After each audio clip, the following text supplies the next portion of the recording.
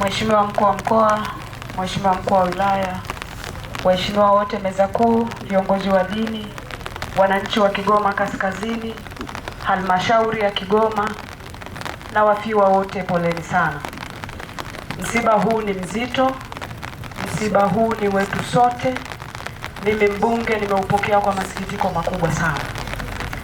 Nikitazama vijana waliolala pale ni wadogo, ni nguvu kazi ya taifa, lakini leo wamelala na hawawezi kusimama tena.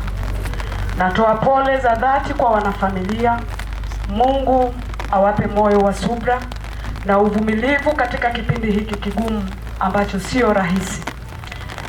Mheshimiwa mkuu wa mkoa, kwa niaba ya wana Kigoma Kaskazini tunatoa pole, lakini pia nikiwa kama mwenyekiti wa mkoa wa chama cha ACT Wazalendo tunatoa salamu za pole na za lambilambi kwa wafiwa, kwa serikali. Tumepoteza na tumepata pengo kubwa sana.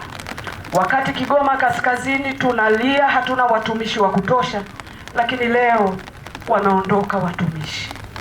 Mungu haulizwi, lakini unaweza ukamwambia Mungu, kwa nini vijana wadogo? Kwa nini nguvu kazi ya taifa? Kwa nini tunahitaji wafanyakazi, lakini wafanyakazi leo wametuacha? Hatuwezi kumuuliza Mungu kwa sababu kazi ya Mungu haina makosa. Niwapeni pole tena. Mungu awabariki na Mungu awasaidie vijana hawa wakapumzike mahala pema poponi. Kigoma Kaskazini tunalia, tutawakumbuka daima. Nyinyi ni majemedari, nyinyi ni makamanda, mmekwenda kuwapigania wana Kigoma Kaskazini na leo mmetuacha. Pumzikeni kwa amani. Asante. Amina.